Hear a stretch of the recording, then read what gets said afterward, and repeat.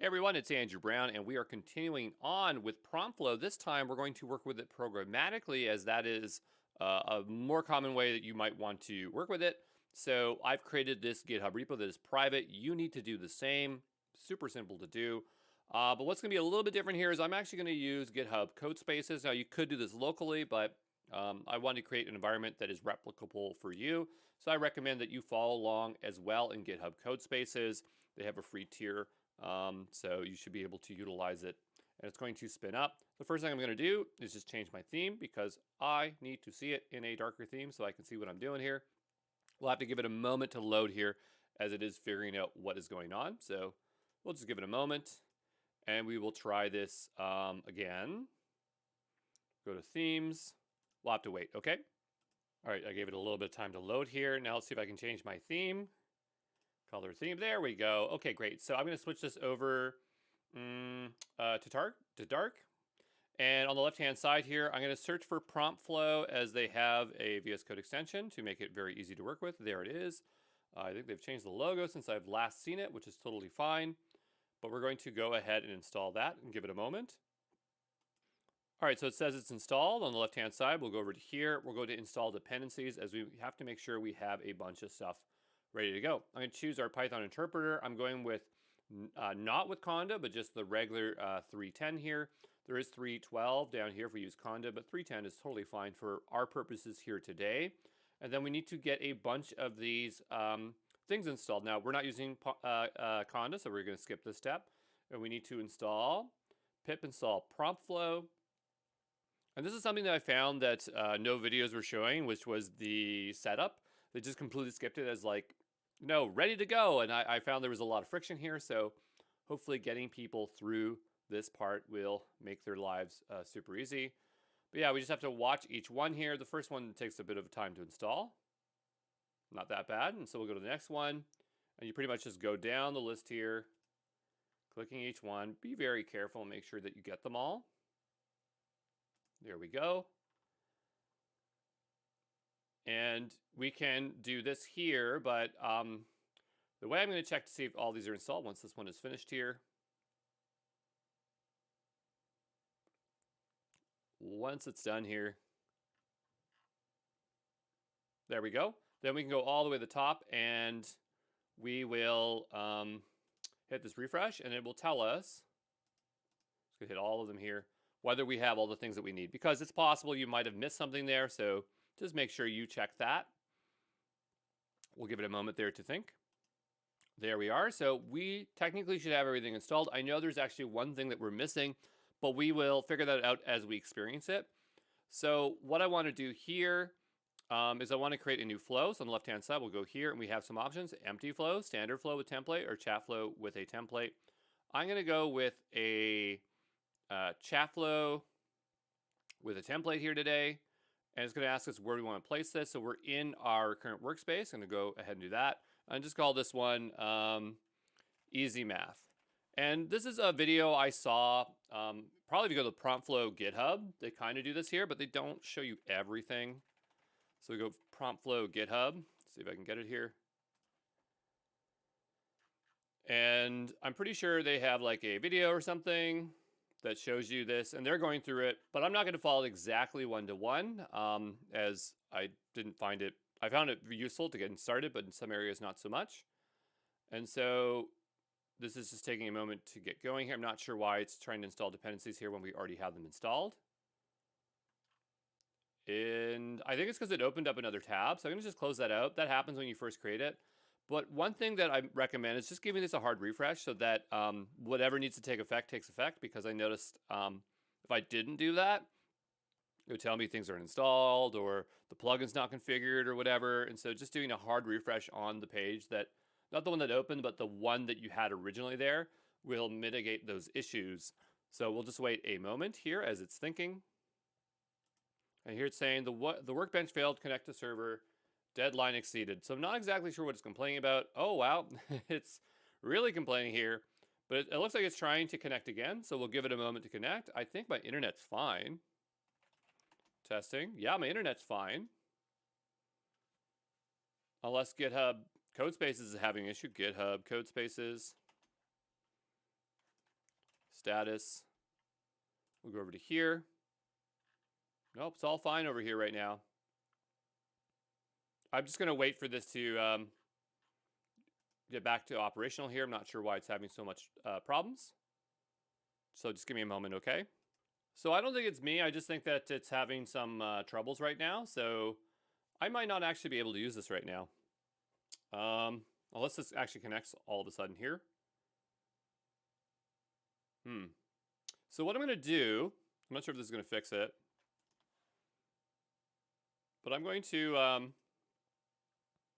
stop this workspace, code space, which is fine.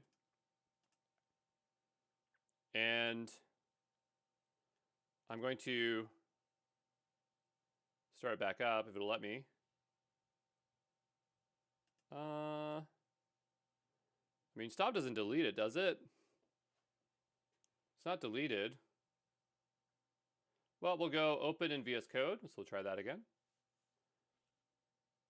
No, I don't want to open in local VS Code. I just want to launch it in the browser. Oh, sorry, open in browser. Here we go. And so that should spin it back up, in theory. Let's see if that resolves the issue. This is really silly if we'd have to do that. So it's now active again. And it simply is not working. Okay, so what I'm going to do is I'm going to delete this workspace. Maybe that workspace is just done for whatever reason. Sometimes it happens. I was looking up, people are like, yeah, it just happens. Nothing you can do about it. And so I'm going to just try to spin this up again. Let's see if this one connects. So give me a moment here. Okay, and so we'll just have to try that whole process again. And the reason I'm leaving this in is just to show you how finicky some of these cloud services can be in case you are facing the same frustration. But I'm going to go here and type in prompt flow again. Wasn't like it took too long to get going here, and so we'll go ahead and install that. And we'll wait for that to install here. Shouldn't take too long. There it is on the left-hand side. I'm going to go here. And I mean, I suppose what we could do is we could generate the flow first and then install dependencies. I don't think the order matters. It looks like it tried to do that originally. So I'm going to go ahead here and say chat flow with a template. And yeah, prompt flow test, that's fine. And then we want the name of it, we'll just say math helper. And so that's trying to open a new tab. I really don't want to do that, but I mean, does it really matter? Why does it say preview over here? So I'm just going to, again, close that tab out. And I'm going to give this a hard refresh and see what happens.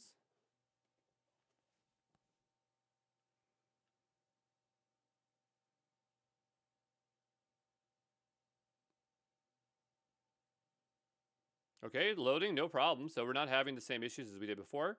If we go into here, notice it's all green. I'm not sure why it's green, but I know that I don't have the dependencies installed. So let's go and install the dependencies. And we have an environment set up. It automatically selected which one? The default one, which is fine. Perfect. Okay, so I want to get these installed, so that's not too hard. So I don't think the order really matters, the fact that we did it in an opposite order. But I like to install dependencies first, but I also just want this to work, so I'm willing to try it a different way. So we're going to install that one. Again, won't take too long.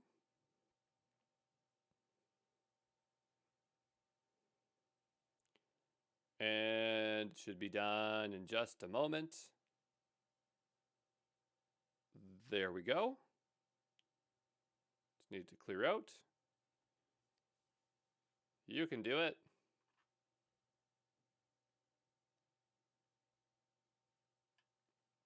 There we go. I'm going to go ahead and do prompt flow core. And then next, prompt flow tools. And then that one there. Some other options here. We're not working with PowerShell here today. And we'll wait for that to finish. Shouldn't take too long.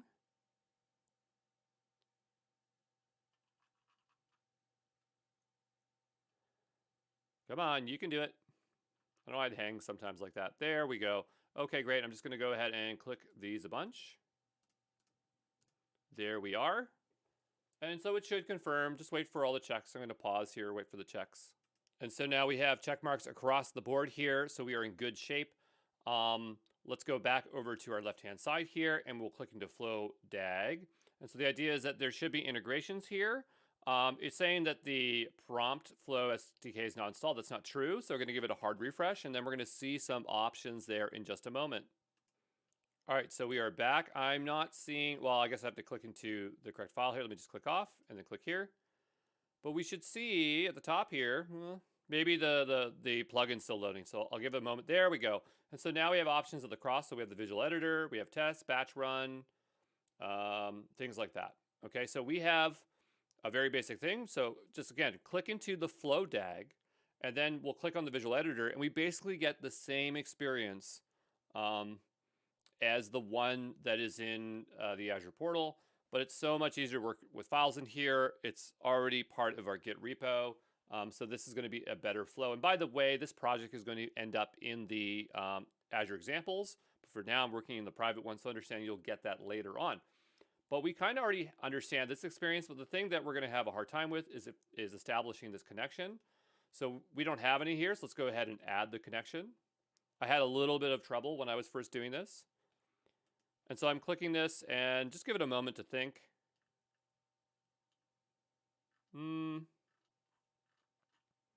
Okay. Well, normally what it would do is it would jump us over to the one of these files here. Let me just take a look here. So here we have open, that's there, but it's actually Azure. Yes, it's this one, Azure OpenAI. So we need to configure Azure OpenAI here. I also remember there being under here, once we filled some information, there'd be like a connect button. It's not showing that here. I'm not sure why, but I know that we have to put in the base. We do not provide, well, I guess we could pass it in here, but I know that we do not provide the user input, as if we press that button, it would just prompt us for it. But this is not working as expected right now. So I'm gonna go back to the visual editor, chat. And normally if we press this, it would, make things easier for us, and it's not right now. So seeing issues with this interface, try regenerate with advanced options. Let's click that. I'm not sure what it means when I did that there. Well, anyway, what I'm going to do is try to run this and see what happens. Submit anyway. I do not care. And I'm going to run this in text-only mode. I'm expecting this to fail. I'm trying to force it to let me use this, because it's acting a little bit funny. And yeah, it failed on this part, and that's totally acceptable. But it's not, here we go. So now I clicked it, finally. Now it opens at the top here. And so we have Azure OpenAI, and serverless. I don't know what these two are. I know this is going to connect to Azure OpenAI. I would think maybe this one is for local compute, and serverless might be one where we have an endpoint and we can interface with it. So I'm going to click on the Azure Open API. And so now, if you notice this file, it is, where is this file? It's not even the one that was here on the left-hand side. It's a completely different file. Prompt flow temp new Azure OpenAI connection. So basically it's going to replace, I'm assuming, this one once we fill it in. And so here it's now asking to put in the API base. So what does it want here? Well, this is for Azure OpenAI. And so if we go back to the AI Studio and we go to, was it Project Overview? In here, there should be something that describes the Open API connection. So here we have a connection. We go connections. Do we have connections on the left-hand side here? Let's go back a level. I'm just looking for connections. Here they are. And so connections are those, remember Azure Open API and API or AI services. They're connected to our Studio Hub. And so the value it wants, I'll just click into Azure OpenAI, is this value here. Okay, and if you're wondering what this is, I just want to make it crystal clear what we are grabbing here, because I had a little bit of confusion because it's all named a little bit differently. But if we go over to OpenAI and we were to click into I think we're in West. I don't think it really matters. I'm not going to really pull from here.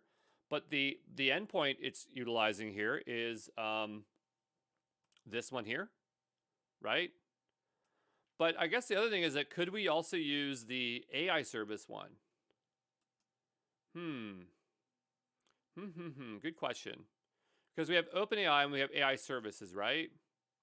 And if we go over to AI services for a moment, because I think when I did this last time, I actually used the Azure AI services one.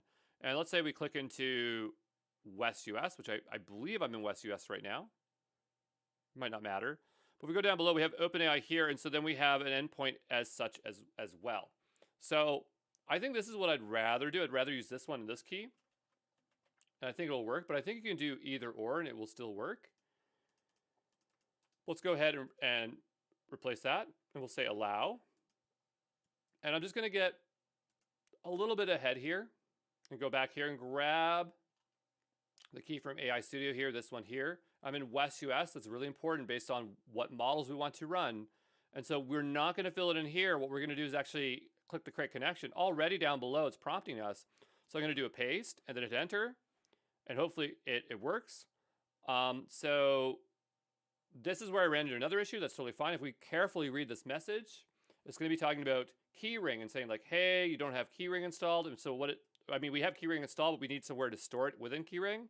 And so we can do a pip install keyrings alt. There are other ones that we can utilize besides just keyring alt, but this is the only one that was working for me. That's the alternative to keyring. And so now if we go back here and click the connection again, right? I need to go back over to here. And I don't want this one. I'm just going to go back here to the hub. I'm going to grab this key here, have it ready. And now it's ready. I'm going to go and paste that in and hit enter.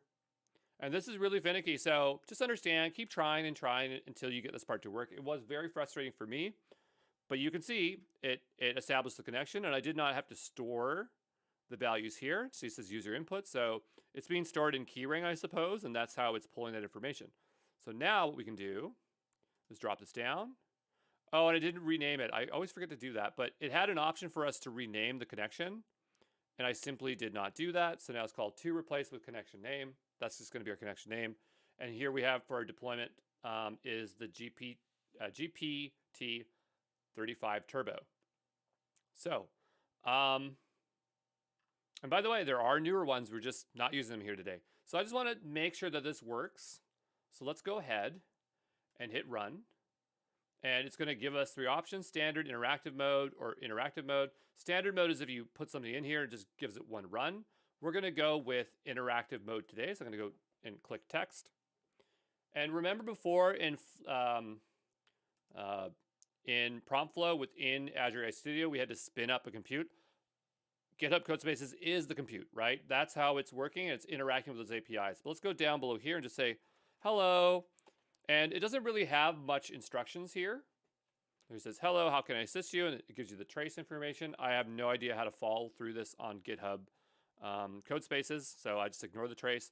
But we have a bot. We'll say, hello again. Yeah, and so I'm just going to hit Control-C to kill that, terminate the chat. That was Control-C on my Windows keyboard, probably Command-C on, might be Command-C on a Mac, can't remember. But I'll just type clear here. And so this is our way that we can work here. And so that getting set up was the hardest part. Now let's actually do something. And I'm going to try to follow closely to the one that was in that video that's on the prompt flow GitHub.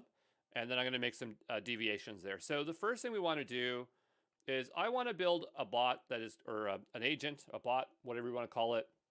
And by the way, they use the word bot, but I don't consider this a bot. I consider it an agent because it's more intelligent than a bot. Just understand that the terminology gets messed up all the time. But anyway, I want this thing to help us with math, okay? And so for this, it has its own Jinja 2 file, which is its prompt document. So if we click into here, it's the same thing on the left-hand side. We're going to tell it what we want it to do. So I'm going to give it a role. And this is just how I like to write my prompt documents. I'm going to say math assistant, and I'm going to say output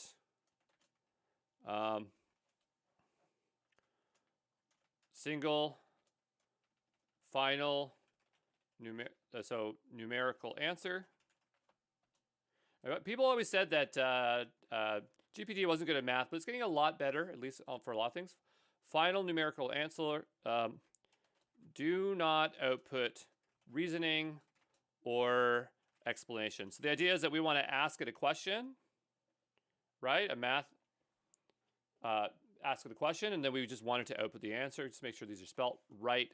It probably will still work if I spell it wrong, since it seems to work fine there. But this is what we're looking for. Okay, and so hopefully it understands that there. So I'm gonna go here, save it. I'm gonna go back to the flow YAML. And by the way, we can have both open, I think, at the same time. See, so I have the coding one and this one. So if you want to flip between them and figure it out, you absolutely can do that. And so let's go ahead and run this.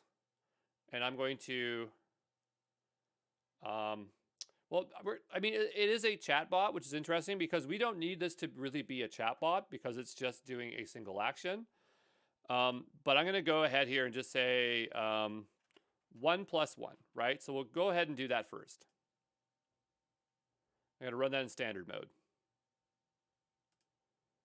All right, and we scroll on down. Answer is 2. So it's outputting our answer. It's giving us JSON. I'm not sure if it's because we didn't choose a response type. Let's go ahead and change that again. I'm going to run this again. So this time I explicitly told it what format I want. And I want to see what we get. And we get back JSON. There's nothing wrong with that, but let's go to our outputs here. I'm not sure why it's outputting JSON.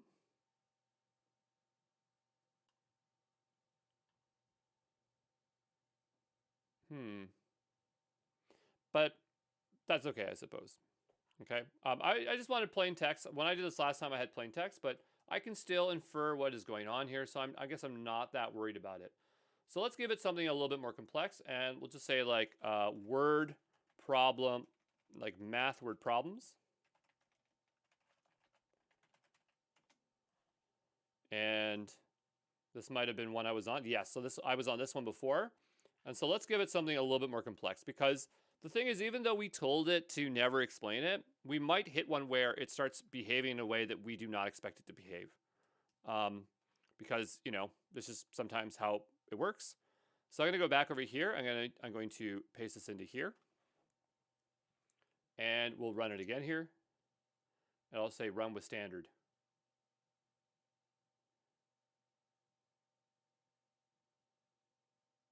Okay, and here it says there were 3 shots in total. So it's not doing exactly what I want. I just want it to return the number 3. And so this could be us tweaking this here. So I can say provide only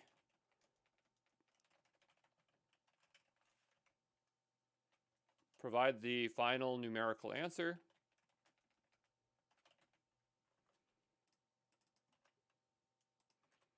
Just make sure I spell that right. Do not output reasoning or explanation. So I've made a slight tweak to provide the final numerical value as the answer. There we go. And so we have adjusted that. Let's go ahead and run this again in standard mode.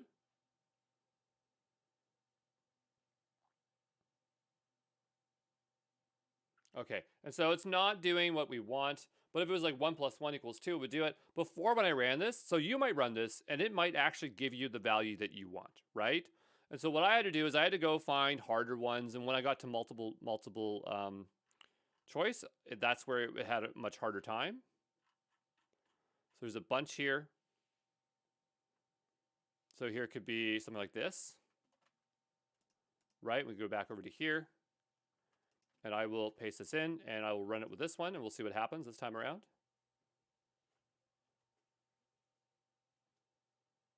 And we'll see what we get. Right, and so it's reasoning. It's doing what I don't want it to do. right? So we could provide it prompt examples, but I think this is a great opportunity for us to use a function. And that's what they do in the video too, is to extract out that information. So this would be where you might need to tweak it and help it out.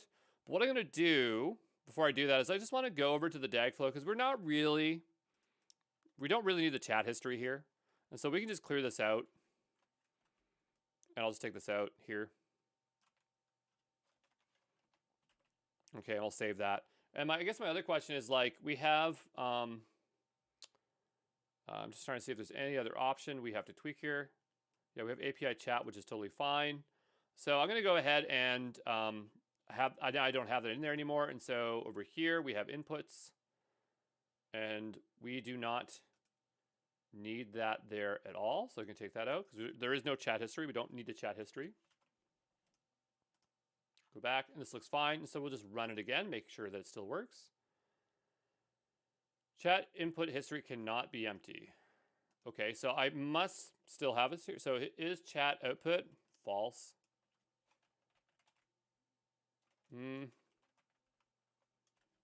I was hoping we could just remove it because we're not doing any kind of chat. Let me go back over to here. Chat.inputs.chat history. Oh, up here. False? Can I do that? Nope. So it seems like we're going to have it. Even though we're not really doing any kind of chat right now. Which is totally fine. And I'll just run it again. I was hoping that we could just kind of simplify that. It's not a big deal. And so here it's producing this number 500 seats, right? And so maybe we want to make a function that's going to go here and try to extract out the answer, right? And that might be a bit tricky because here it's not really consistent in terms of how that would work. Like, is it always going to be on the end? And we don't really know that. So maybe before we make that function, we should try to figure out a way to run things in batch. And I haven't done that much, but there is a batch run option where we can provide a local file. So please select a local file with the input supporting JSON-L and CSV file format. So we have both those options, or local Parquet file. So to do that, I think we just have to provide its inputs, and that's about it. So I'm going to go do that. I'm going to make a new file here, and we're going to call it batch JSON-L. JSON-L just means that it's a list. So look this up, JSON-L. So it just means you have a list of things, and I think it just doesn't have a comma on the end of each one, right? So it's just a list of JSON files. So we have these math problems here, and I'm just going to go ahead and extract them out. Now, if you're watching this and you can just go to the ExamPro co/Azure examples and grab this, or you can just assemble this yourself. But I'm going to go ahead and make this, and we're going to have two things in here. We're going to have chat history, and the other one here we're going to have is what was it called? Input? Question. Okay, so those are the things that I'm going to have here, and I'm just going to manually copy these over, okay? Be back in a moment. Or you know what? What I might do, I said I'd be back in a moment, and I am really back in a moment, but I'm actually going to copy this into something like Claude. So I have Claude over here, which is just another model, and I'm just going to feed it this information in raw, and I'm going to just ask it to provide it in the format that I expected it to be in. So I'll be just back in a moment and produce that. You can do that yourself too if you want. I'm not going to show that, but I'll be back in just a moment. Actually, you know what? I lied. I just copied and pasted it and did it the old-fashioned way. I'm not sure if there's any formatting issues here. It only appears that it is coloring every other line differently. Maybe that's just the standard way that batch JSON-L looks here. But the idea is that we now have 128. So it's up to you how much you want to run. You could cut this down and not run as many. Just understand that this is going to cost money because it's going to run each transaction here. So again, if you're trying to save money, you could run only 5 or 10. It's up to you. I'm going to run the whole batch. I'm trying to see how this looks. And if this is too much, I might just pare it down to something like 20 or something, okay? So what I want to do here is I now want to attempt a batch run. So over here, I guess what I could do, before I do a big batch, I can do a small batch, right? So I'm just going to go ahead and copy this file and just say, paste it again. And I'm just going to call this, like 5. Maybe, yeah, we'll say 5. And then this one here is, how many do we have here? This one is 128. So I'm going to rename this, and this one's going to be 128, which is the full one. Some of these math questions might not be able to do just a single output, so they might not be super great for that. But anyway, we now have both, where'd it go? Oh, wrong folder here. So now we have 5 and 128. So I'm going to go ahead and try the smaller batch first. Batch run, and we'll select a local file. And hopefully, there's nothing wrong with the format here. And so it's created a new batch run file, which is located in our bulk test temp directory. So just carefully looking at this. So we're looking at what we're importing. We are mapping the columns. We have chat history. Please select data input. So if I click on this, maybe I can just click on the column mapping. I mean, isn't it very straightforward what it is? Well, I'm just going to go ahead and try to run this. Column mapping not, okay, fair enough. All right, so let's go back over to, or let's try to attempt a batch again. So that one failed. So local file. I was thinking that we could probably just select it, right? Like if I went here, I should be able to select it, but I guess not. So we'll say chat history. Nope. Okay, can I just do chat history like this? This is a YAML file. I don't really need to do those parentheses. And we'll do this question. Will that work? I'm not sure what it wants, right? It's not being very clear. Oops. And okay, it looks like it's going to probably run here now. So column mapping must contain at least one mapping binding. So current column mapping contains all static values.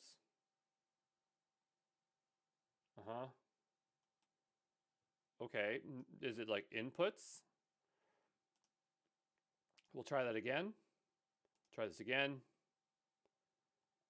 And what if it's like inputs?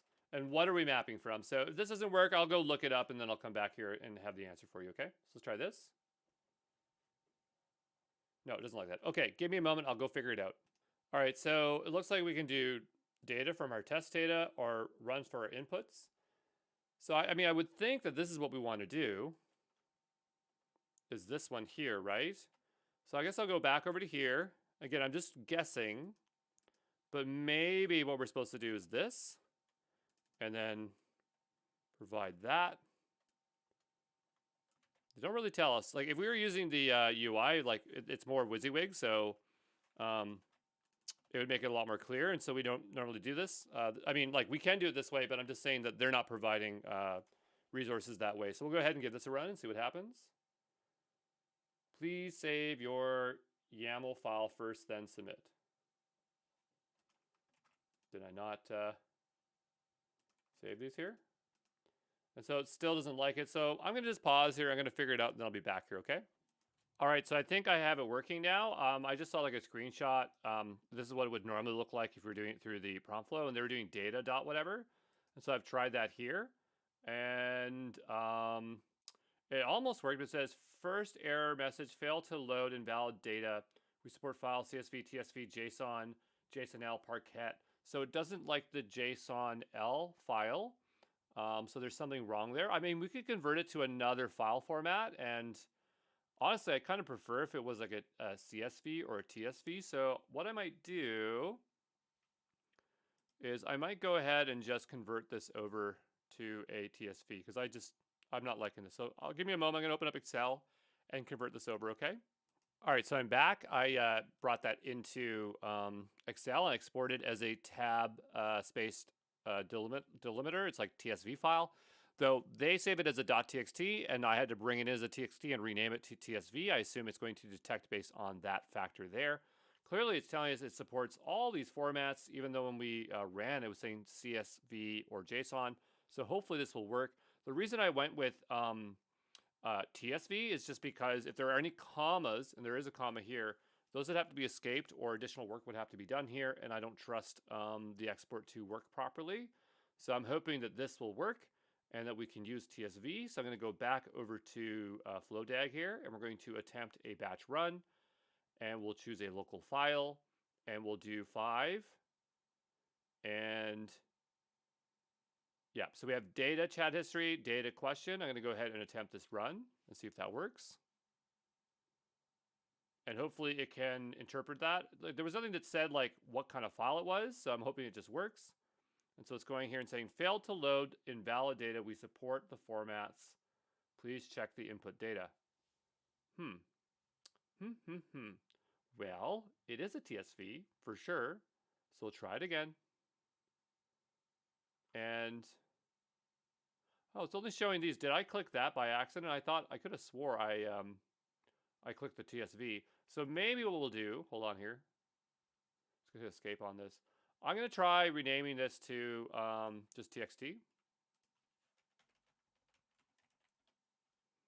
Very, very finicky, eh? There is also the terminal like PL. It's the prompt thing here. Maybe we might want to trigger it that way instead. I'm not sure. But we'll go ahead because maybe like in the UI will only give us it will only detect those file formats. Yes, it's not detecting the CSV, which is very frustrating. So let's go take a look. We see like prompt flow CLI. And maybe there's a way for us to generate the batch.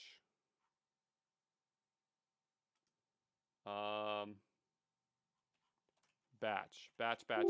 No, there's nothing. So even though it says it supports TSV, I can't select TSV, and it doesn't like our JSON-L file. I mean, I can try exporting this as a CSV, but I expect that to cause issues. What I could do is I could remove all the commas, and then I could put it in CSV file format, and that could rule that issue out. Or like just make sure that isn't a problem. So I'm going to, where we have it here. Oh, by the way, this one's not going to, hold on here. Nope. Hold on here. Would you like to undo to rename batch to batch 126txt? No. I meant to open up this one here. Yeah, because this one, I still have this working state. I want to revert it back to its original one because I want to redo that format if we need to go back to it. But here I'm just going to go ahead and say edit, replace, and we're going to find all of the commas. Anywhere they're in here, any comma. Comma, right? Yeah, there it is. Why is it selecting apostrophe? Oh, I don't think it is. Okay, we'll get the commas here. And I'm going to replace it with semicolon because that's kind of similar and it probably will still work if I do that. Replace them all. And so now what I'll do is then take this over into Excel, replace this here. And I'm just going to change it to dark here. And I'll just save it as CSV and re-import. I'll be back in just a moment, okay? All right, so I'm back with this type of format, and we're going to give it another go here. So we'll try to batch it again. And I'm going to say local file. And we're going to try here the batch 5 because now it shows up. So maybe this will resolve our problem here.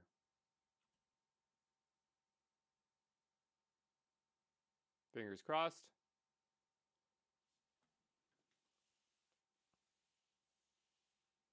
There we go. So, yeah. Obviously, there's some things that are in the works here, but that's always with Azure products. There's a lot of conflicting information, but here we have an output. And so I'm imagining that the results are somewhere here. It looks like we had an output I'm not sure exactly where. Let me just go find the output of that batch, okay? Well, hold on. It's right here, right? It's right here. Okay, so if we go to home, code spaces, prompt flow runs, dot runs. Oh, it's over here. Okay, so I thought maybe it'd be in the same folder, but it's not. So I'm gonna go down here and how are we gonna open that? Because the thing is that we are maybe I can just go file, open file. Yeah, open file. There we go, and then we can just paste in the path like this. Say okay. Oh, there's multiple files. What do you mean there's multiple files? Isn't it just the one file here? Well, I guess that's the path for the output. Hold on here. Hold on. We'll just hit escape here. So here we have an output, and that's the output path. All right, well, let's just navigate to that path, okay? That's probably the easiest thing. We have a lot of things open here on the left-hand side. I'm just going to close some of these out. It's a little bit crazy how much is going on here. And I'll just go to this top one here, and let's just cd into this path and see what's going on here. So let's say cd. I was hoping there's like some way we could view the, there probably is. I'm just not smart enough to know that right now. And so that was our run. So let's cat the logs first. So it looks like we have line numbers here, and it looks like it's working. 4 row count. I guess I counted 5 lines. There actually might only be 4 in here. Yeah, there's only 4. I thought there was 5 because I miscounted there, which is a minor issue there. But we'll go back down to here, and so we have our inputs, our logs. But I want to actually see the reports. Let's look at the outputs here. So I'm going to go ahead and say cat outputs JSON log. And so here this is the outputs, and these are the 4. So there were 3 shots in total. Line number 0, answer 13, answer 90, answer 195. Now I'm not sure why it outputs line number, but I guess to tell you which line it is. That makes sense. Okay, but there must be some interface here, right? Batch run, build, auto sort, debug. No, not really. But it would be interesting to see all of the results. So I'm going to go back over to this one. And by the way, you don't have to run this. I'm just going to run it if you're worried about the cost of running these things. But I'm going to go back over to here to our here. I'm going to go hit run. I'm going to choose a local file. And I'm going to go for the big one, the big 128 JSON L. And here it's asking us to map it. So I believe this is going to be data, chat history.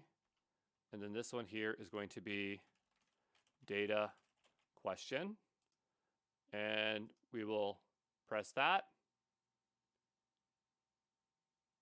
And we'll let that run, and that will take a little bit of time. Has one issue here. Current column mapping contains all stack values. Okay, what did I do wrong? I already kind of forgot how we did it before. So to go back to batch 128 here. How is it not that? Give me a moment, okay? I mean, that's what it says over here. Data dot whatever. Data dot chat history. History. Data dot question. We go into our big batch file here. Chat history question. Match is fine. Should be no problem here. Column mapping must contain at least one mapping binding. Current column mapping contains all stack values. Chat history. Data chat history, none. Question, data dot question, none. Okay, not really sure what it's complaining about.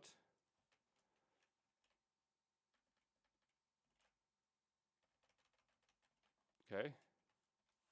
All I can think of is doing that. Will it run again? Just opened up the file.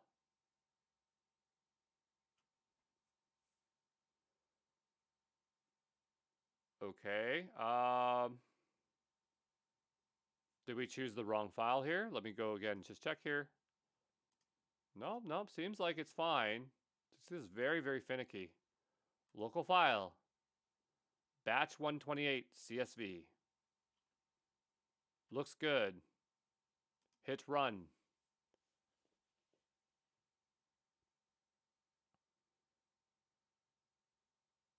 All right, let me figure this out, okay? All right, so all I did was I went into 128 CSV and I cut it down to 50. Maybe we are over a limit. I'm not sure what it was. But it's weird because I obviously didn't change anything. Like, you know, for the column mappings, they looked proper, but for whatever reason, they didn't work the first time, even though I did the same thing.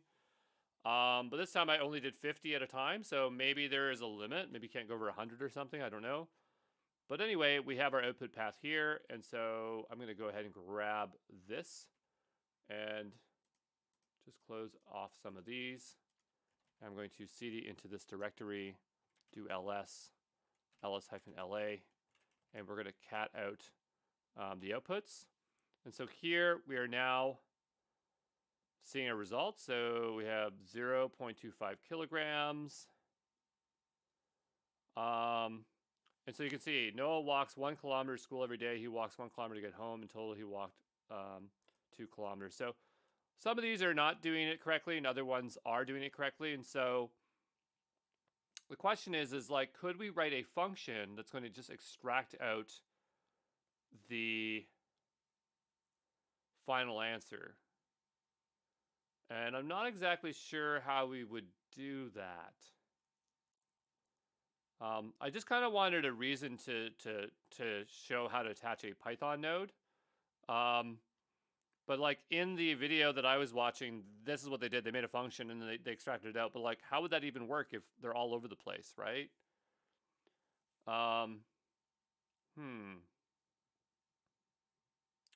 Yeah. Good question. So let me just think about what I want to do next. But at least we did batch running, and batch running is the start of us being able to get near evaluations. But just give me a moment, okay? All right, so yeah, I mean, we don't really have a reason to add Python here, but you know what? I'm going to do it anyway, just so that you know how you can programmatically work with it. And the results are not exactly what we want, and we can fix that by either improving the prompt document, or we could add, we could feed it from one LLM into another one, and then tell it to pick out the answer. But right now, let's just focus on adding a Python element, just so that we practically know how to do it. So I'm going to go ahead here and hit Add Node. We're going to add Python. I'm going to call this one Format Output. And of course, we do not really need to have this. It's just more the fact to show off that, like how you could hook this up. So now we have Format Output, and we wanted to get this to go from here to here, then to there, right? So how are we going to do that? Well, we're going to go over to our Format Output in here.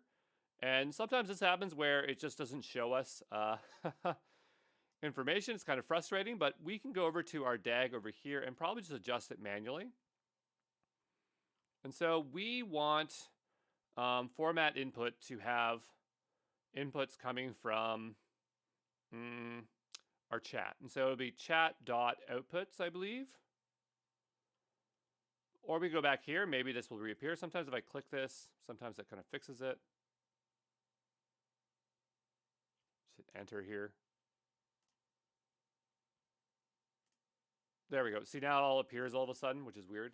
But anyway, so we have our input here, and the idea is that we need to change this to be, I think, chat.output. Would that work? Just like that. There we go. And so now that's feeding from here to there. And so that has its input. Well, what about its outputs? Because this should be getting from, yeah, so we go up here, and this one's going to be format output. There we go. And so now we're kind of controlling the order to which things happen, right? And so Yeah, we have this that goes to here, that goes to there. So let's click on this and let's just take a look at our code. And so here, final answer. Don't get mad at me if I spell answer wrong. I always spell it wrong. I'm just going to double check this here. Oh, I actually got it right for once. So this is now our new flow. So let's go to the top here and see what happens if we run this.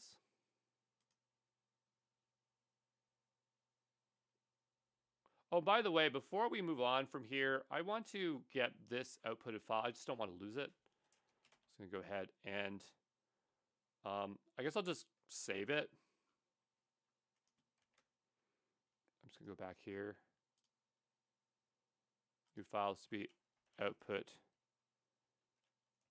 JSON-L. Just want to paste that there so that I can look at that later. But let's go ahead and run this and just see that our Python code is working here.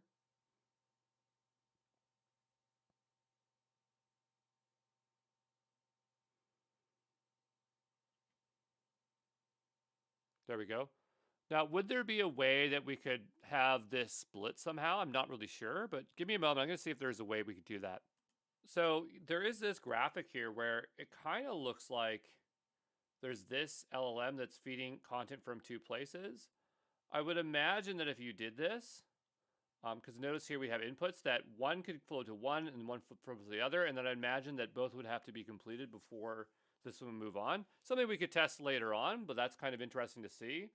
But it seems like it would just implicitly happen. I would imagine that, again, both of these have to get to here before it moves forward. So that might be something that would be interesting to test. Something else that I just kind of came across that I didn't notice was the fact that you can, when you supply code, you can either have it as a, I'm trying to find it here, as a class or a function. Not sure why I can't find it right now. Just give me 2 seconds. Anyway, I can't find it, but the thing is that we define our Python code as a function, but you could also have it as a class if you would rather organize it that way. Another thing that would be nice to test is variance, because right now, obviously, our results are not producing what we want them to produce.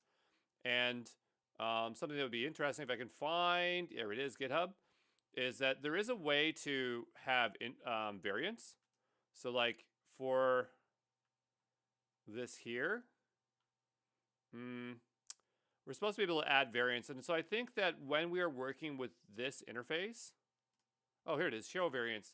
Yeah, I wasn't sure if we had that ability there, but maybe what we could do, so I clicked on show variance, is that we could add another variant here with another prompt document to try to compare results. So if we go here, could we add a variant? Yeah, so I go ahead and add a variant, which is now over here. Notice it's called variant chat variant 1. And so I can go over to this one and I could try to tweak and say, provide the final numerical value as the answer. Do not output the reasoning. Did you check and make sure there is only a single number? Also, always add an exclamation mark at the end. Okay, and so there's some additional information. We'll go back over to our flow DAG, and let's see if we can run it here and see if it will output both the variants. Use default variant for all nodes. No, I want it to run both variants. So I chose the second option there.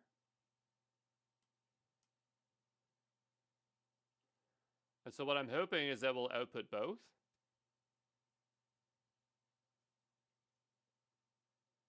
Okay, that's one.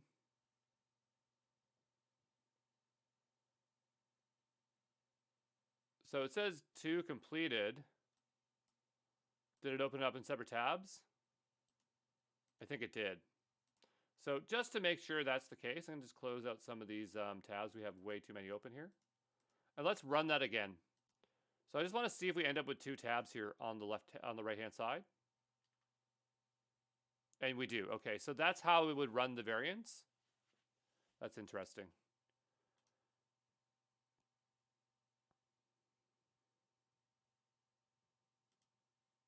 Right? And so clearly it's not doing exactly what we want, but I mean, like, it's getting closer. And so this is where in our model, we might want to consider telling it to go to another LLM and then extract the final answer. And this is where we might want to have a very cost-effective, simpler LLM. But I guess we could try that right now. So one thing I'd like to do here is going to go ahead and add another LLM. So I think what we can do is, it was adding a bar here before. Yeah, see here, like in between. And before this one, I'm just going to go ahead and add another, not a prompt, but an LLM node. I'm going to call this one LLM extract.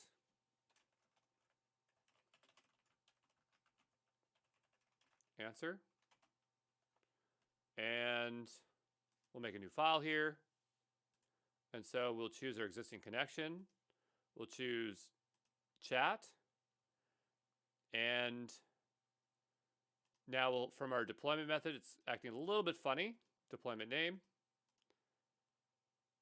So not exactly doing what we want, but that's fine. We can go over to here and we can try to find, I can bring this, scroll on down here. So I want deployment model here, but we have, the variant is here. That's totally fine. But I'm looking for the extract node. So chat, format output. Where is it? Where is our new node?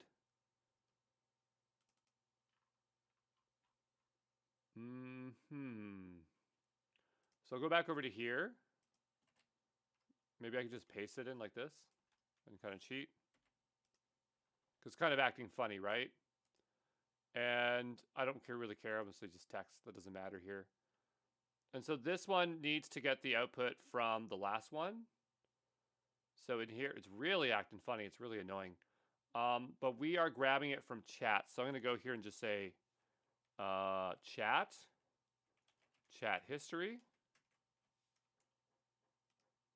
And then here, this one's going to be chat question, right? And then for our format output, this one instead is going to grab from the LLM extract. Well, why is it not a valid node? This one's called LLM extract answer. Okay, extract answer.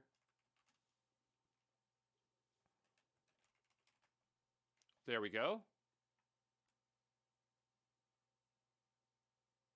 And it just seems like our extract answer is not working as expected. It could be because we have the variant in there and that's causing us some issues.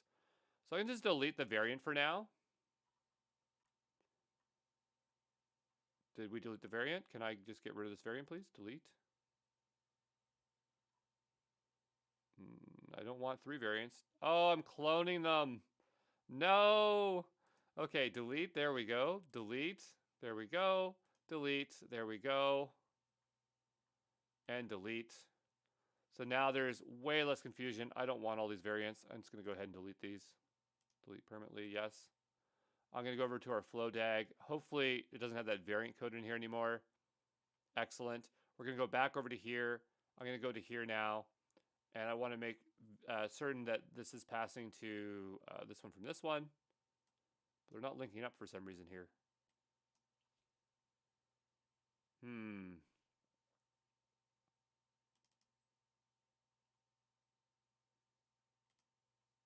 Yeah, I'm not sure why it's not drawing a line from that one to that one.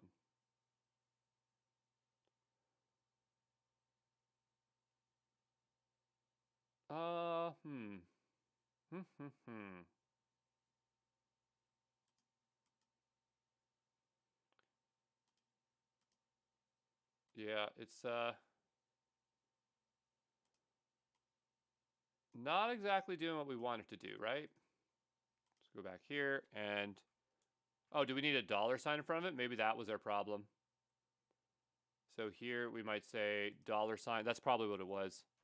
$, chat history. There we go. $, chat question. And now it's in the order that we want it to happen in. So for this one here, I want to go to its prompt document and roll, say answer extractor. Look at the input and try and select only the numerical answer. Okay, so that's what I want this to do. We'll go back over to here and we'll run this and we'll see what happens all the way to the top.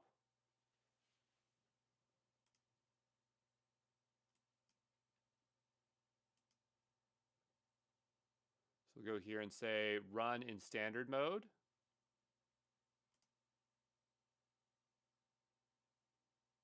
Every time we run, I guess it opens tabs. Now I'm starting to make sense of that.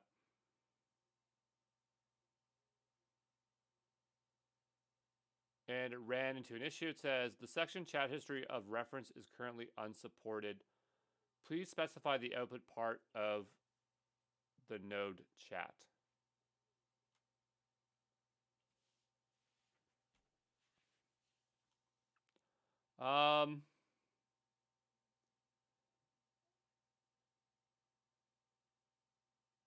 Fair enough. So maybe we'll just take the inputs because we don't really need the chat for anything. Because there's no chat history for this one anyway. So I'm just going to paste this in here and maybe that will just resolve our issue. I'm not sure if it's proper, but I bet it might work. So let's see what happens here.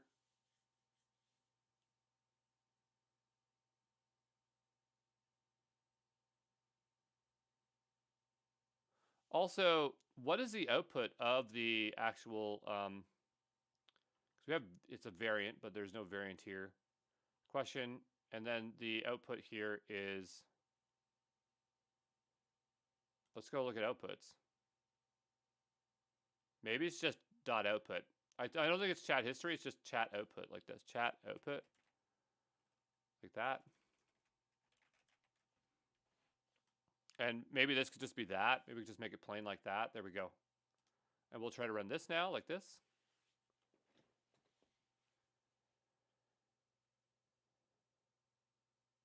And so we'll see what happens here. Failed to render Jinja template. Has no attribute inputs. Please modify your prompt fix. So there's an issue here. We'll go over to here. And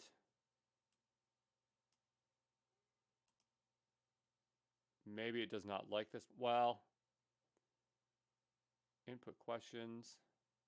That's not where we're getting this from. We're getting this from chat. We're getting chat output. That's what we called it here. And then this one here. Oh, no, that's chat. Hold on, hold on. That one's fine. The issue here is down below for our LLM extract answer.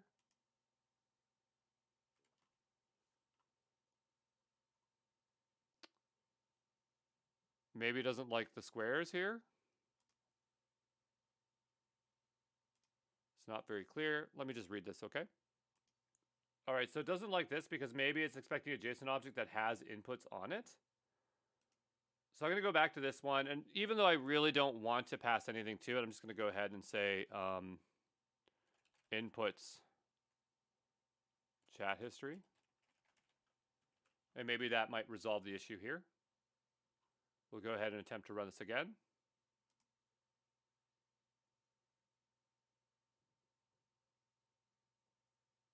And we'll give it a moment.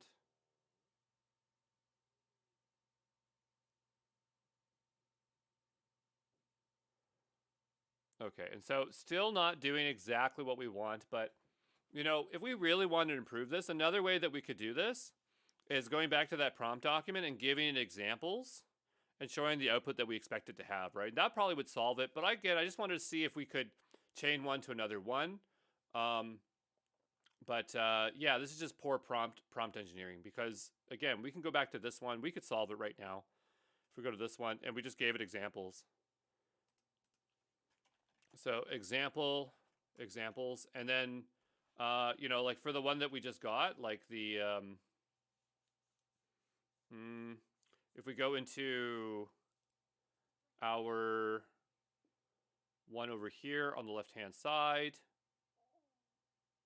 Well, first let's do prompt engineering on the second one, and then we'll get rid of it, and then we'll fix the first one, just so you know what I'm talking about here. So I'm just gonna go here and just say examples, and I'm just going to split this like that, and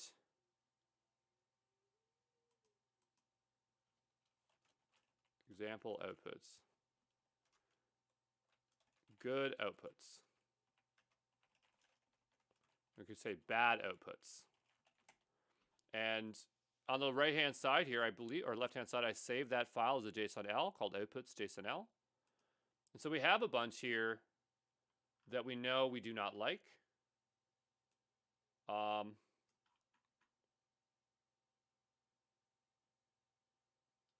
here we have 3 shots in total. I'm trying to find ones that that are good examples of bad. So we'll grab this one here, right? And we'll have to find their equivalent line.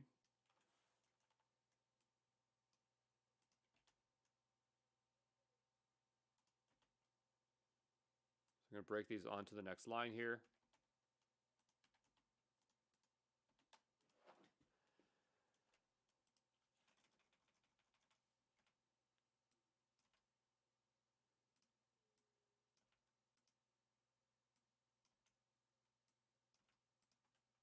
And so we'll go here. And now I need to go and open up the batch CSV file. So we have line 33. So we go down to line 33. We'll grab this one here.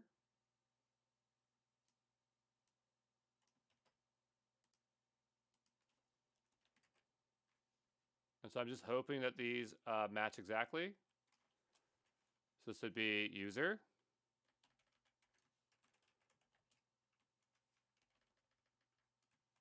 assistant,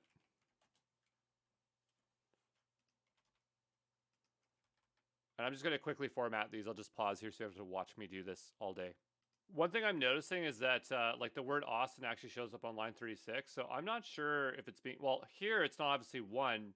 It's offset by 1. So I'm thinking that this answer provided up here is not exactly correct. So I guess I have to be really careful here. Now we grabbed like a bunch of them in the same area. So if I type in Austin here, undo. But again, type in, look for Austin. Austin. And it's 36, right? So really 36 is the 34 line. This one's 33. And so I'm just going to assume this is, we have 36, 34 to 37. So this is 1, 2, 3, 4, 5. So it's those 5 lines. I'm going to go ahead and copy them. Not sure, like, I don't know why it's off by 2. I understand why it's off by 1, but whatever, that's fine. So this is the real order of things. And so we'll go ahead and grab these. And I switched to Vim mode, so my life's a little bit easier here. This one's going to be here. And this one's going to be here. And then this one is going to be, oh, hold on. This one. Hold on. I'm going to copy this, cut this here. It's becoming a bit of a mess. And I'm just going to undo this till I can see all the, okay, there we go. So I'll go back here and paste this in again here. And so I can just put each of these one above, so I don't make any mistakes. Julia, Heather,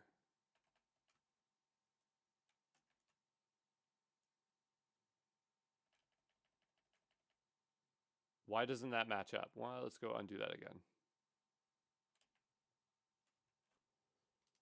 Paste that in here again. I'm missing the first one. Oh boy. I apologize. It is very hard to keep track of this. So I'm going to go back and look for Austin again. And so I'm just missing this one here. And so I'm going to go back over to our file here. And I'm going to paste this in here.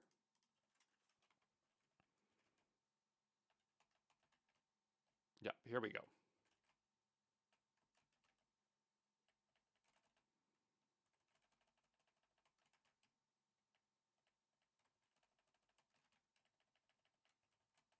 Okay, great. So now these should be lined up correctly.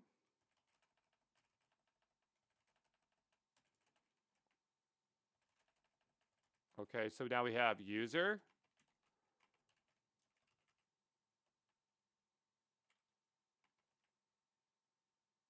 Why does that look wrong? I have 3 chalkboards. What the heck? Okay, so this one's right, this one's right, this one's right, this one's right. I'm taking this one out. I don't know why this one's not matching up correctly. I made some mistake there. I'm not going to play around with this all day. And so this one is going to be assistant. This one is user. This one's assistant. This one is user. This one is assistant.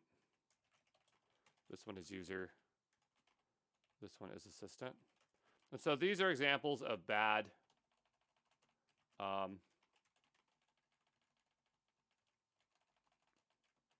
outputs, right? And I'm just going to do this so that it knows that this is kind of grouped here like this. And so now what we can do is take these and just give it the thing that we actually wanted it to do.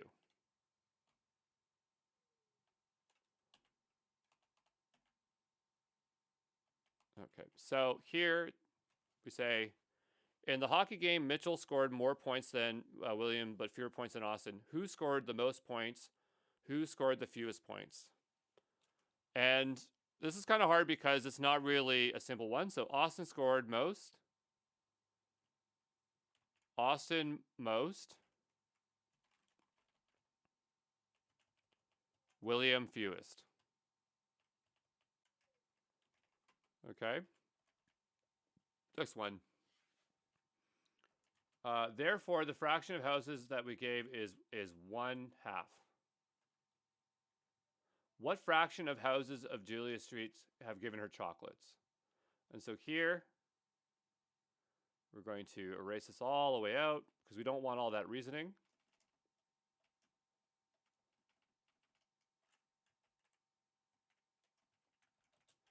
One half, like that. The fraction here is 1/16. So we'll do that like that. Then we have 2 kilometers. Put km for that, so we know it's 2 kilometers. And so that is a good output and bad output. Now, one thing you need to consider is that if you don't let the LLM to reason through things, then it can actually give bad answers. And so it's possible that it might be more optimal for us to let it reason and then extract out the answer. Or we can engineer the original one and say, don't reason out loud, but then it's not going to be able to give you the best answer. So you have to play with it and determine which one's going to work. But I have a feeling that that the way we're set up right now is probably more optimal. But again, I'm not like a super expert here. We'd have to play around and have a very large set. And it would take a lot more work to prepare that. But anyway, let's go ahead and see if this improved information is going to do a better job for us. So I'm going to go over here. And I mean, obviously the outputs that it had was the output from the original LLM, and this one actually did try to summarize it a bit further.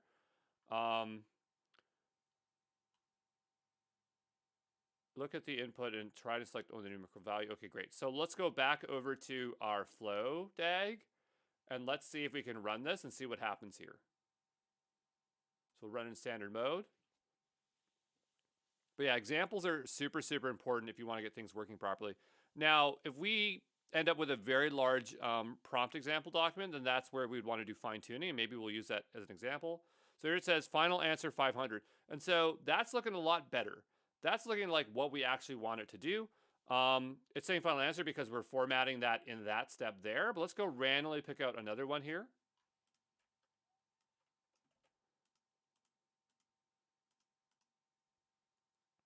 And we're going to go into our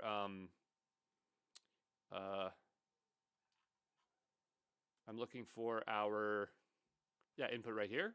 And so we'll place that one in. Let's see if it gives us a single one now.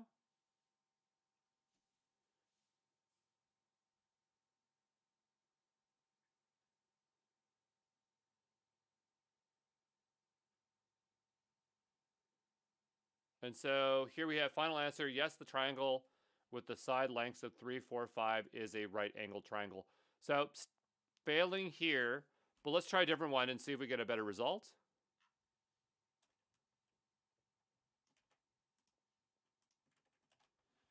Okay.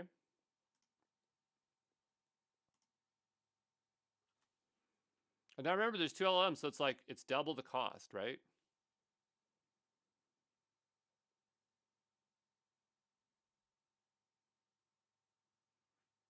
Okay. So my question is, if we were to run the batch again against the 50, would we get better results or whatever? And so this is kind of where we're trying to get to a better place. So I'm going to go ahead, and again, you can just watch if you're worried about cost, but I'm going to go ahead and I'm going to run this against the 50 again here and see if we get better results. Hopefully this works and doesn't give us some weird problem down below here, but I'll be back here in a moment if this works. All right, so we have our output here, and so I'm going to go ahead as per usual, and we're going to go and programmatically make our way over to that directory. And we'll just do a cat outputs JSONL here. And so this is looking a lot better. I mean, this one came out wrong again. I'm not sure as to why. But you can see that we have better outputs.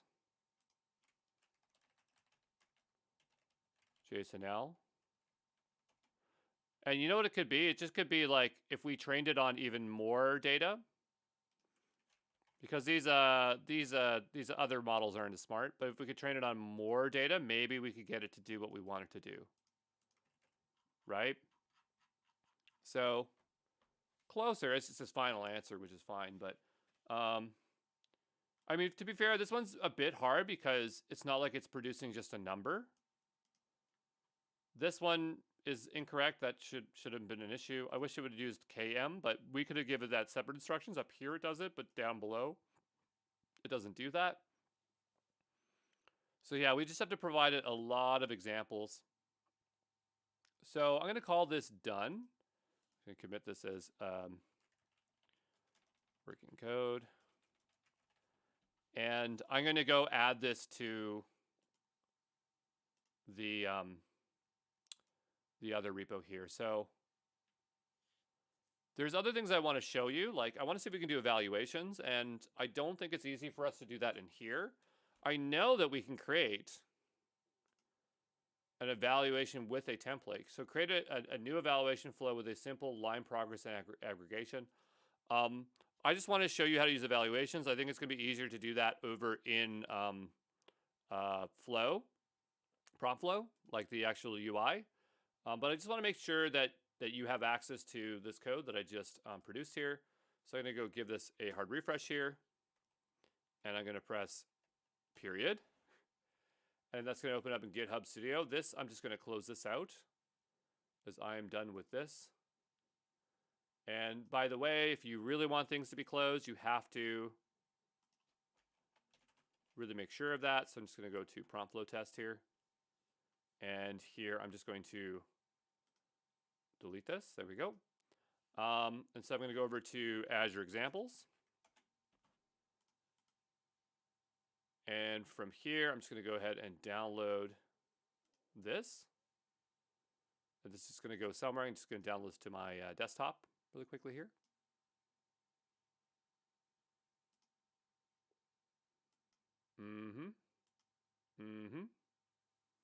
So that is just downloading. I always just show this on screen just so that you know exactly where I'm putting it.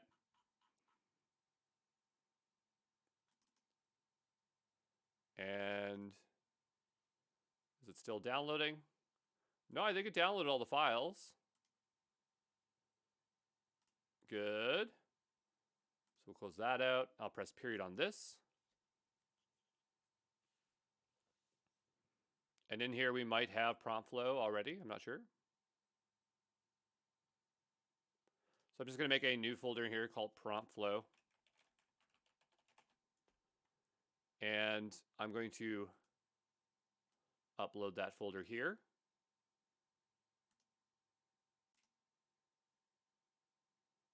And we'll say prompt flow example. I'm not sure why my JP teacher's in there. I don't remember changing anything with that. But that's fine. We'll bring it along for that one. And yeah, nothing to shut down here as everything is done here. And I will see you in the next one. Okay, ciao.